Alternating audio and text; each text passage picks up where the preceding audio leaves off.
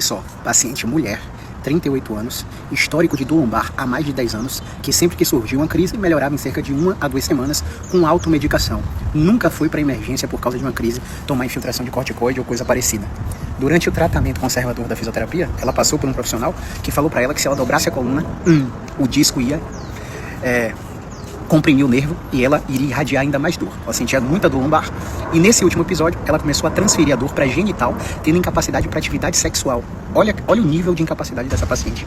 Paciente bombardeada por 3 cirurgiões de coluna, dizendo que se ela não fizesse a cirurgia, ela correria risco até de ficar cadeirante. Um deles disse isso a ela. Associadas às informações de que ela não poderia dobrar a coluna para não pinçar o nervo, a paciente elevou o nível de catastrofização, elevou o nível de hipervigilância, elevou o nível de medo, aumentou a preocupação, aumentou a ansiedade, começou a ter privação de sono e reforçar o ciclo vicioso da dor crônica episódica e recorrente, né? Dor crônica contínua com escapes, né? Que é aquela dor que está lá o tempo todo e que do nada tem um pico. Detalhe, durante o processo de avaliação, a gente identificou que essa paciente só melhoraria dobrando a coluna.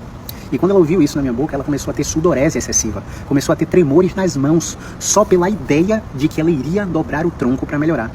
Inicialmente, confrontada com sua crença, a paciente chegou e fez assim, ó: caramba, mas muitos médicos, muitos fisioterapeutas falaram para eu não fazer isso. Você tá falando para eu fazer? Vamos ver se você teria peito para passar uma informação dessa para essa paciente. Eu falei para ela assim, olha, você já tentou vários tratamentos, você tá vendo que você não tá melhorando, você tá com esse problema há 10 anos, dessa vez irradiou, gerando incapacidade, você não tá conseguindo fazer atividade sexual. Você não acha que já está na hora de fazer alguma coisa diferente? Se eu te garantir que você não vai piorar de jeito nenhum fazendo isso, você faz.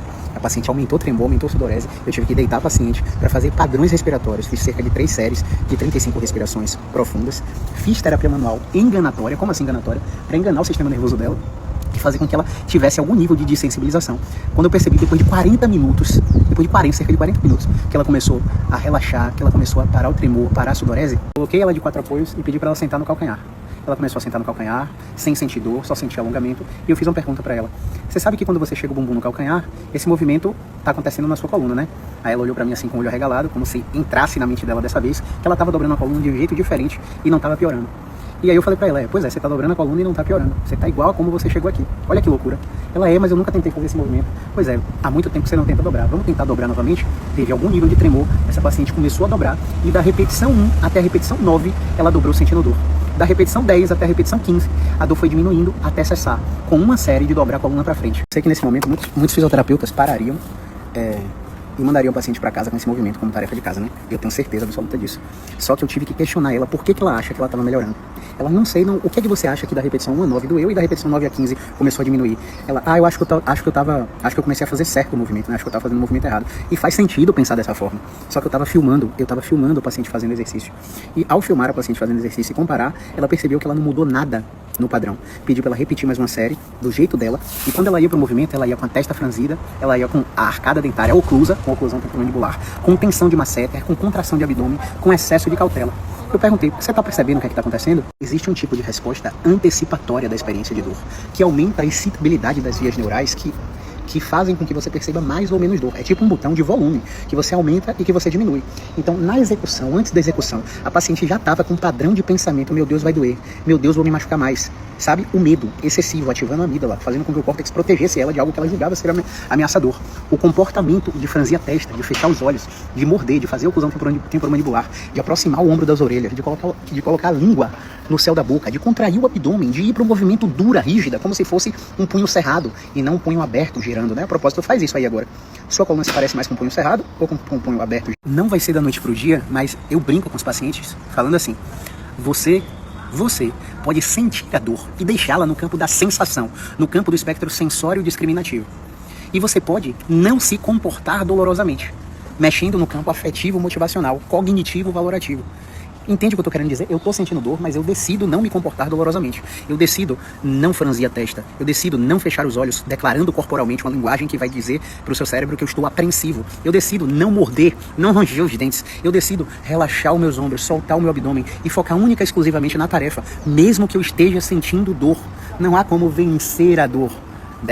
Não há como melhorar a sua habilidade de andar de skate pedalando, né? Não dá para você treinar para pilotar um avião dirigindo um carro.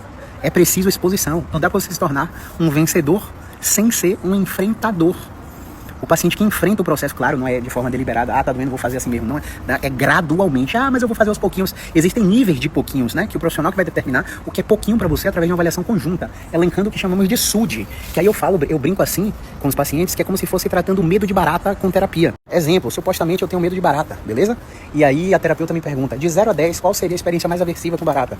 Aí eu chego e falo, uma barata voadora entrando no meu quarto, andando sobre mim, né, nível 10. Qual seria o nível menos agressivo para você? Seria uma barata de plástico distante, bem distante de mim, beleza? E aí ela começa a me expor ao nível 1, ao nível 2, ao nível 3. E a ansiedade, assim como a dor, gera um fenômeno neurofisiológico de habituação se o sistema nervoso desse paciente não estiver disfuncional. Existe a avaliação para detectar se o sistema nervoso desse paciente está disfuncional, tá? E aí a gente elenca as experiências aversivas do paciente de 1 a 5, de 1 a 10 e vai colocando nível 1 por semana, nível 2, depois nível 3, evoluindo gradativamente. Essa paciente que dobrou a coluna várias vezes, de 1 a 9 sentiu dor, de 10 a 15 começou a sentir menos dor, ela habituou, o sistema nervoso dela foi capaz de habituar. O que está dizendo ali? O nível de ansiedade sobe, vai para 10. No 10 ela tem um teto, ela fica ali por um período, acumulando os pensamentos catastróficos que o paciente apresenta durante a exposição, e chega uma hora que ela normaliza, regressão para a média. Não tem como ela subir além de 10, ela começa a descer. E é na hora que ela começa a descer que a sua comunicação terapêutica tem que estar afiada para o paciente entender que aquilo não é agressivo para a condição dele. Se você não tem essa habilidade de comunicação terapêutica, meu amigo, esqueça tudo. Você até vai tentar expor o paciente, mas se sua comunicação sem estar afiada, o que vai acontecer? Você vai aumentar o medo dele, porque a experiência com o movimento dele vai ser ruim, por mais que você esteja um movimento que é dito como certo.